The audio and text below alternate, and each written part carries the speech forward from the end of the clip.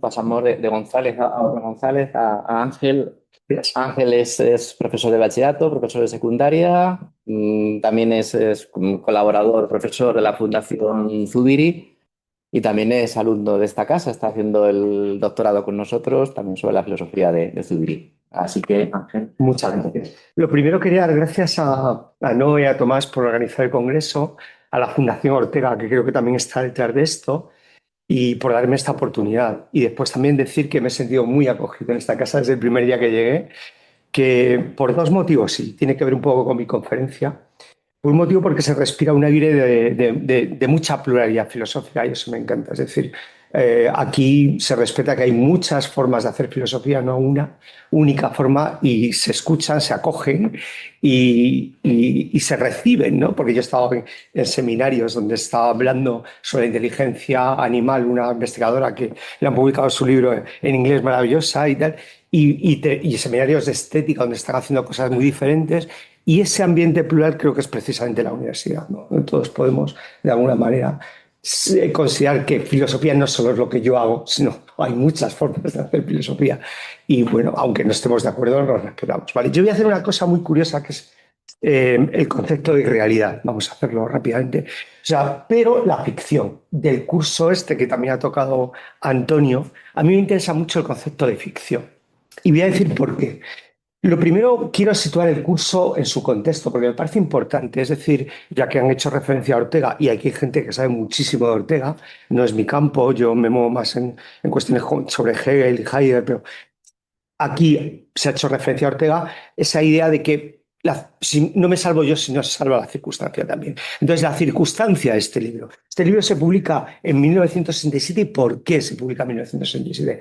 Porque en 1962, y va a hablar una compañera de esto, publica sobre la esencia. Y sobre la esencia lo cuenta Conil, que está aquí entre nosotros, que es el que edita este libro, y lo cuenta en su prólogo maravillosamente. eh, Fue un impacto tremendo negativo para Zubiri, porque la recepción fue muy negativa. De hecho, como dice Conil, se acusó a este libro, y yo creo que en parte hay razón, porque al final, y de alguna manera también Zubiri acusó el golpe, en este sentido, de hacer una metafísica a la antigua, muy tradicional, medieval más bien, no a la antigua, medieval sin una base noxiológica o teoría del conocimiento. Y además se le acusó de hacer una filosofía, otro golpe enorme, esa obra del 62, ¿vale? Inoperativa, que no tenía operatividad ninguna en el contexto en el que estaba surgiendo. Pensemos que el contexto es el tardofranquismo. Pensemos que el contexto son unas facultades tomadas por los religiosos y unas facultades donde prácticamente había que confesar que la Virgen era virgen literalmente para poder dar clase de filosofía. Y los filósofos se dividían entre los que aceptaban la Inmaculada Concepción y los que no la aceptaban, vamos, y ahí entrabas o no entrabas en el campo.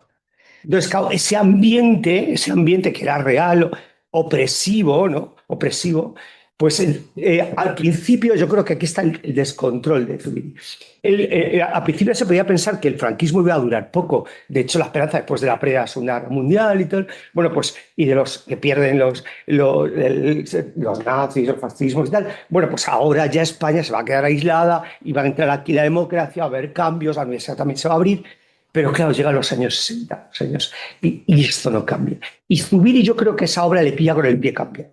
Hace una obra para un contexto donde las facultades todavía estaban en manos de religiosos, en una metafísica de ese corte, pero ya hay gente en la universidad que está haciendo otras cosas, Aranguren y otra mucha gente. Y sus discípulos mismos no entienden esta obra. Entonces se ve obligado, y eso que cuenta un poco con él, lo interpreto a mi manera, después con él me dirá que no es así exactamente, no pasa nada, pero se ve obligado a reaccionar y funda el Seminario Zubiri, 1971, para volver a recuperar ese impulso a la filosofía.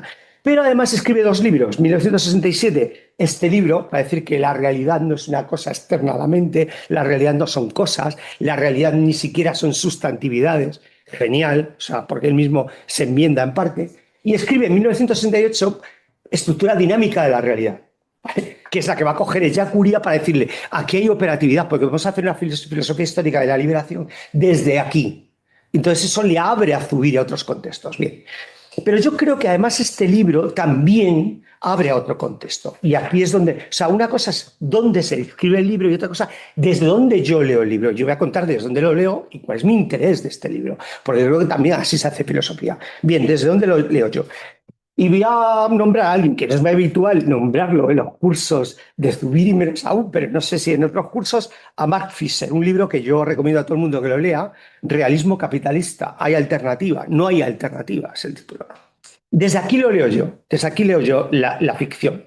¿Vale? Mark Fisher cuenta en este libro al inicio que, claro, el problema, este es el problema del realismo capitalista. El capitalismo se ha vendido como puro realismo, como realismo antiguo, como algo objetivo, externo al hombre, que ha agotado todas las dimensiones ficcionales de imaginación y de realidad y del cual ya no se puede escapar. No porque sea real, por eso me interesa este artículo, porque va a decir un concepto de realidad aquí totalmente nuevo, que la realidad no es cosa. Pero tampoco es alteridad, tampoco es eso. La realidad es un ámbito inagotable donde podemos poner ficciones en realidad. Y al final el capitalismo es una ficción, como las democracias parlamentarias son una ficción, pero no es la ficción definitiva y no agotan el ámbito de la realidad. Y aquí aparece otro concepto de realidad en este curso, que a mí me interesa, porque está transido de las realidades y de las ficciones, porque no es opuesto a las ficciones y porque de alguna manera la única forma que tenemos de estar en la realidad, de habitar la realidad, que a mí me gusta más la palabra habitar que vida, Bonen de Heidegger, pero bueno, cada uno tiene sus corazones, sus tendencias. La única forma que tenemos de habitar la realidad es generando ficciones para configurar las cosas y configurarnos nosotros en ellas, ¿no? Y este es el concepto que me interesa. Voy a decir algo brevemente del libro de Max Fisher y del contexto, porque me parece muy interesante. Max Fisher empieza con dos películas maravillosas, por eso me gusta esta facultad, porque puedes ir a un seminario de estética que hablan de cine y filosofía, y yo me encuentro mi salsa, lo digo sinceramente, y vas a otro de antropología que hablan de la inteligencia y me encuentro en mi salsa también. O sea, así de claro, ¿no? Entonces, vamos con este asunto de Mark Fisher. ¿Cómo empieza? Empieza describiendo el realismo capitalista con una película, Children of Men, Hijos de Hombres, que seguro que algunos habéis visto, si no la recomiendo porque es maravillosa, 2006, de Alfonso Cuarón, donde el personaje principal, Cliff Owen, CEO, pasa a saludar a un amigo que vive en una especie de estación eléctrica reconvertida en un edificio gubernamental que colecciona arte, ¿no? Colecciona arte. Y ahí se encuentra, pues, un poco este mundo posmoderno. Pues tienes al mismo tiempo el David de Miguel Ángel, el Guernica de Picasso, pero también el cerdo inflable de Pink Floyd, ¿no? Y todo está ahí metido en este almacén maravilloso de donde se asoma, donde nos asomamos. La única vez que en la película nos asomamos a la vida de la élite. La situación es tremenda porque no nacen niños. ¿Y qué dicen que no nacen niños? Este es el asunto. Es que no hay futuro. Que no hay futuro. Entonces la pregunta que le hace el protagonista es: ¿y usted por qué colecciona todo esto si no nadie lo va a ver, nadie lo va a disfrutar? Y la respuesta es tremenda, que es lo que dice Max Fisher, ¿no? Procuro no pensar en eso. Vale. Esta situación es a lo que, según Max Fisher, nos ha abocado la ficción capitalista. Una ficción que se vende porque coloniza la imaginación como la realidad, que agota todas las posibilidades, ahora diremos en qué sentido, y que no nos deja ya pensar alternativas. Pero que nos está llevando, pues a lo que nos está llevando, ¿no? A la situación de crisis económica, a la situación de que la mayoría de los jóvenes de nuestras ciudades, yo soy profesor de secundaria, ¿vale? Pero también, pues, ven inviable poder acceder a una vivienda, literalmente. Es que ya se están alquilando no habitaciones, sino camas por horas en habitaciones o camas en habitaciones. Una habitación con una litera, tú alquilas la litera de arriba, tú alquilas la de abajo, el precio varía según la comodidad y tal. Y así se está viviendo los jóvenes. Cada vez que tienen que ir a la universidad porque tienen que ir de pueblos o de ciudades de la periferia, tienen un problema enorme porque no pueden llegar a la universidad porque no pueden pagarse un alquiler. O sea, no hay futuro, o sea, no hay futuro, procuro no pensar en esto, no hay futuro. Bien, vale, esto es lo primero. Lo segundo, entonces ahí viene la famosa frase que cita Max Fisher, que unos le atribuyen a Zizek, otros al gran Frederick Jameson, bueno, cada uno que le atribuya a donde sea, que es como una frase muy emblemática de nuestro tiempo. Es más fácil imaginar el fin del mundo que el fin del capitalismo. Y ahí estamos como atrapados en esta rueda, en este sísifo continuo del que no sabemos cómo salir. Bien, este sería el núcleo del todo realismo. Considerar que lo que hay es lo que se da en este momento y no queda más que aceptarlo tal y como es, ¿vale? Porque es ajeno a nosotros. Ese es el realismo tradicional. Por eso Max Fisher inteligentemente le llama a este libro realismo capitalista. ¿Por qué es eso? Ahora, lo que hay que decir es que no es un realismo, que es una ficción. Vale, genial. Entonces, ¿qué es ese capitalismo? Aquí viene una segunda película de Jamenson y ahora me toco la irrealidad de Zubiri, maravillosa, que también todos deberíamos ver si no la habéis visto porque os la recomiendo. The Thing, La Cosa, de James Cameron. Maravillosa también, es una gran película, una película de 1982. Después hizo una versión un poco más. La original es realmente buena. ¿Y qué pasa con La Cosa? ¿Qué es La Cosa? La Cosa es un, algo informe, indefinido, que no tiene rostro, ¿vale? Que no se puede señalar como el capitalismo, no puede decir este es el capitalista o este es el capitalismo, algo informe, tal, que se apodera de todo lo que consigue, le quita la vida. Vale, es decir, la cosa es el capitalismo que todo lo que toca lo convierte en mercancía y ahí es donde estamos. Y quiero aprovechar, lo siento porque yo vengo de secundaria también, admiro esta universidad que hoy, ayer y hoy, las universidades públicas de Madrid están en huelga precisamente porque se están recortando su financiación, ¿vale? Obligándose a que solo el 70% se pueda financiar públicamente y el restante lo tengan que financiar privadamente para subverticiamente financiar, privatizar la universidad pública.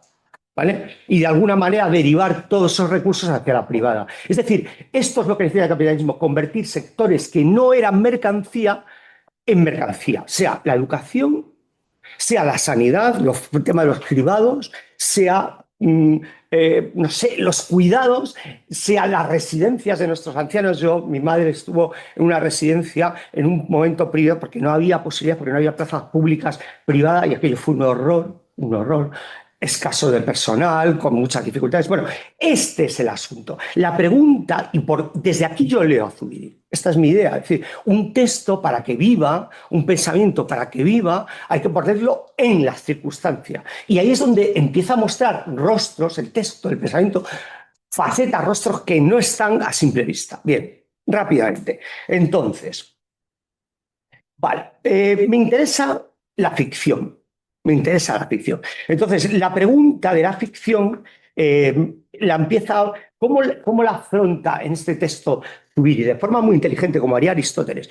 Bueno, puesto que no podemos definirla porque es así de golpe, cojamos un tópico. O sea, hay dos formas en Aristóteles de razonar. Una forma es deductiva, silogismos. Cojo dos principios, deduzco uno y tal. No cojo un tópico. ¿Cuál es el tópico? El tópico que la realidad es algo ajeno a nosotros y lo irreal es aquello que nosotros creamos, pero como lo creamos nosotros, ¿vale? Es totalmente dependiente de nosotros, mientras que la realidad es aquello que no podemos dominar. Este es el tópico, esta es la idea. Tú vas a una librería y te pones, como las listas del país, maravilloso, dice, textos, los más vendidos de ficción. Y ahí meten novela, no sé qué tal. Los más vendidos de no ficción. Y ahí te meten textos de economía. ¿Cómo que esto no es ficción? O sea, explícamelo, porque me he perdido yo algo, ¿no? O sea, pero bueno, la no ficción va por un lado y la ficción va por otro. Y claro, este es el tópico, esto es lo que hay que cuestionar, porque el capitalismo le interesa decir, no, yo no soy ficción, yo soy la realidad, no hay otra posibilidad, no puedes salirte de aquí. Vale, genial. Esto es como la cosa, un poco como las ¿no? Y la sanidad tiene que entrar aquí porque todo tiene que producir beneficios, todo tiene que ser rentable y claro, todos estamos abocados a un fracaso enorme. Bueno, mujeres que tienen cáncer pero que no es porque se ha privatizado los test, bueno, lo que sabemos todos. ¿No? Vamos a... Y aquí ese es el tópico. Después busca otro punto de comparación para pensar qué es la realidad. Husserl, la reducción.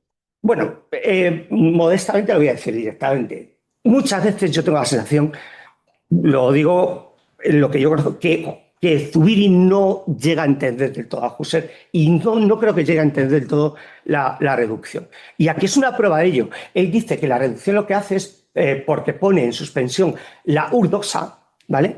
Es crear una realidad neutral. No, pero aquí hay dos expertos, uno sobre todo que saben de Husserl, entonces lo digo a mi manera y con mucha prudencia. Pues podéis decir que no es verdad. Yo creo que es más importante que eso, la reducción. No es una neutralidad.